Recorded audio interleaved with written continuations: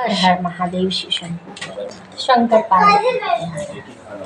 हरतालिका व्रत। भादव सुदी तीज के दिन स्त्रियां अपने सुहाग की रक्षा हेतु यह व्रत करती है। इस दिन सुहागन स्त्रियां बिना अन्न जल ग्रहण किए उपवास करती है तथा शिव पार्वती का पूजन किया जाता है तथा हरतालिका व्रत की कथा या वार्ता सुनती है। व्रत कथा। सूत जी बोले कि जिनकी अलंके मंदार वृक्ष के फूलों से दबी है उन शिवजी को नमस्कार है। एक बार पार्वती जी ने पूछा कि हे शिवजी महाराज, आप कृपा करके मुझे वह महान व्रत बताइए जिसके कारण आप मुझे प्राप्त हुए। शिवजी बोले, हे देवी, मैं उस व्रत को कहता हूँ जिसके करने से तुमने मेरे अर्ध आसन को प्राप्त किया है। भाद्रपद मास को शुक्ल पक्ष की तृतीया तिथि हस्त नक्षत्र युक्त हो तो उसके अनुष्ठान मात्र से ही प्राणी सब पापों से मुक्त हो जाता है। देवी, पहले तुमने जो व्रत किया है वह सब ध्यान से सुनो। कई प्रकार की भूमियों से युक्त महादेवी हिमालय पर्वत है। उसका सारा शिखर हमेशा बर्फ से ढका रहता है और गंगा की कलकल आवाज हमेशा सुनाई देती है। हे पार्वती, तुमने बाल्यकाल में उसी पर्वत पर घोर तपस्या की थी। तुम 12 वर्ष तक उल्टी टंग कर केवल धुआं पीकर रही, 64 बरस तक सूखे पत्ते खाकर रही, माघ मास में जल में बैठी रहती थी और वैशाख की दोपहरियों में पंच अग्नि को तापती थी। तुम्हारे पिता ने तुम्हें इस घोर तप करते देखा तो वे बहुत दुखी हुए। इस चिंता में पड़ गए कि मैं अपनी कन्या का विवाह किसके साथ करूं। उसी समय वहां पर देवर्षि नारद जी आ पहुंचे तो उन्हें आसन देकर उनकी पूजा की और पूछा कि आप किस कार्य के लिए पधारे हैं। तो नारद जी ने कहा कि हे पर्वतराज, सुनो, मैं विष्णु भगवान का भेजा हुआ आपके पास आया हूँ। आपको चाहिए कि आप अपनी यह कन्या रत्न किसी योग्य वर्ग को दे देवे और विष्णु जी के समान ब्रह्म, इंद्र और शिव इनमें से कोई नहीं है, इसलिए आप अपनी कन्या विष्णु जी को ही दे देवे।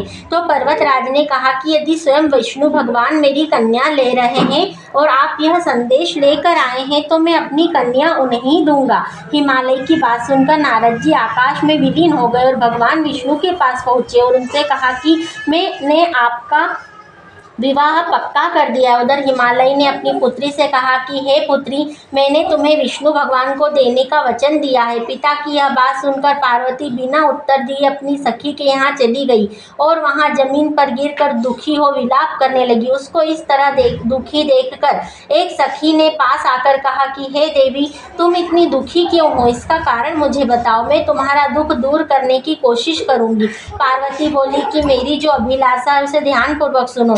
मैं एकमात्र शिवजी को अपना पति बनाना चाहती हूँ, परंतु पिताजी ने मेरे विचार को ठुकरा दिया, इसलिए मैं अपने इस शरीर को त्याग दूंगी। इस पर सखी ने कहा कि शरीर का त्याग कर किसी ऐसे वन में चले जाओ जहाँ तुम्हारे पिताजी को पता ही न चले। ऐसी सलाह करके तुम वैसे ही वन में जा पहुँची। उधर तुम्हारे पिताजी तुम्हें खोजने लगे। उन्होंने मन ही मन कहा कि मैं नारद जी के सामने प्रतिज्ञा कर चुका हूँ कि अपनी कन्या विष्णु भगवान को दूंगा। ऐसा सोचकर दुखी हो विलाप करने लगे तथा सब पूछने लगे कि अपने दुख का कारण बताइए। तब हिमालय ने कहा कि जाने कौन मेरी कन्या का हरण करके ले गया है। ऐसा नहीं हुआ तो या तो उसे किसी काले नाग ने काट लिया होगा या कोई सिंह खा गया होगा। हाय, मेरी बेटी कहाँ गई? किस दुष्ट ने मेरी बेटी को मार डाला? इसके बाद हिमवान तुम्हें वन वन खोजने लगे। वह वन भी बड़ा भयानक था। तुम भी अपनी सखी के साथ उस भयानक वन में चलते चलते एक दिन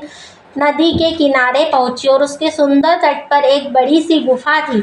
तुमने उस कंदरा में आश्रय लिया और मेरी एक बालिकामयी प्रतिमा बनाकर अपनी सखी के साथ निराहार रहकर मेरी आराधना करने लगी। जब भाद्रपद मास के शुक्ल पक्ष की हस्त नक्षत्र युक्त तृतीया तिथि आई तब तुमने मेरा विधिवत पूजन किया और रात भर जागरण कर गान वाद्य आदि से मुझे प्रसन्न करने का प्रयास किया। तुम्हारे उस व्रत के प्रभाव से मेरा आसन डगमगा उठा और मैं तुरंत उस स्थान पर पहुंचा जहां तुम अपनी सखी के साथ रहती थी। वहां पहुंचकर मैंने तुमसे कहा कि मैं तुम पर प्रसन्न हूँ, बोलो क्या चाहती हो। तो तुमने कहा कि हे मेरे देवता, यदि आप मुझ पर प्रसन्न हैं तो आप मेरे पति बने।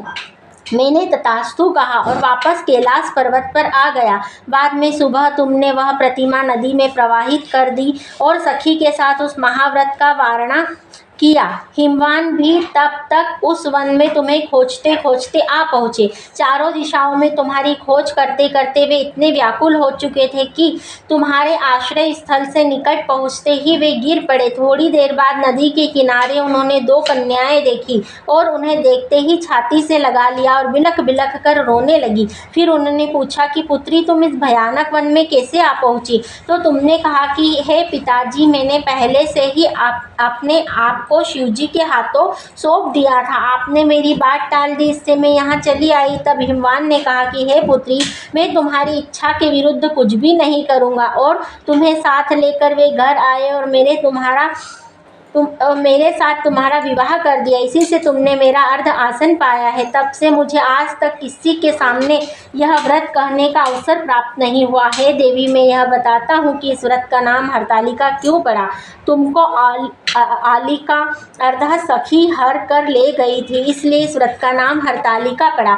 इस पर पार्वती जी ने कहा कि प्रभु, आपने इस व्रत का नाम तो बताया, अब इसे करने की विधि भी बताइए तथा इसका क्या पुण्य प्रभाव है, क्या फल है। इस पर शिवजी ने पार्वती जी से कहा, हे देवी, मैं स्त्री जाति की भलाई के लिए यह उत्तम व्रत बताता हूँ। जो स्त्री अपने सौभाग्य की रक्षा करना चाहती है वह यत्न पूर्वक इस व्रत को करे।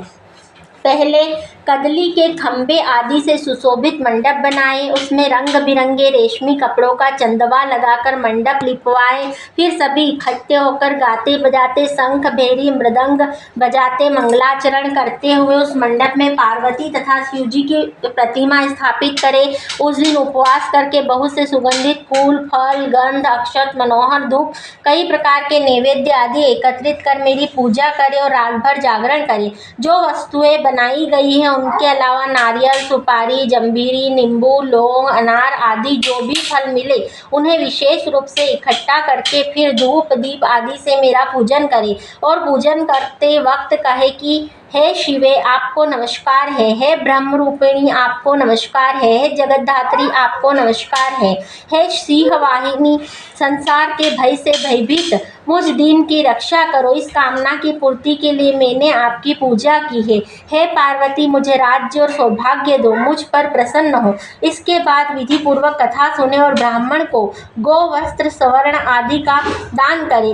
इस तरह एकचित्त होकर स्त्री पुरुष दोनों एक साथ पूजा करे। फिर वस्त्र, रत्न जो कुछ हो उसका संकल्प करे। सुख सौभाग्य की प्राप्ति के लिए सौभाग्य की वस्तुएं अर्पित करे। फिर आरती करे। पश्चात चौथे पहर में अंजुलि भरकर शिव पार्वती का स्मरण करते हुए एक अंजुलि जल ग्रहण करे। फिर अन्नदान, वस्त्र, रत्नदान का संकल्प करे। हे देवी, जो स्त्री इस प्रकार मेरा पूजन करती है वह सब पापों से छूट जाती है और उसे 7 जन्म तक सुख सौभाग्य प्राप्त होता रहता है। जो स्त्री तृतीया तिथि को व्रत न करके अन्न भक्षण करती है वह 7 जन्म तक बंध्या रहती है और उसका बार बार विधवा होना पड़ता है। वह सदा दरिद्र, पुत्र शोक से व्याकुल, स्वभाव से लड़ाकी तथा सदा दुख भोगने वाली होती है। और तीज को उपवास न करने वाली स्त्री अंत में घोर नरक में जाती है। तीज को खाने वाली शुक्री, फल खाने वाली बंदरिया, जल पीने से जोग, दूध पीने से सापिनी, मांसाहार करने से बाघिनी, दही खाने से बिल्ली, मिठाई खाने से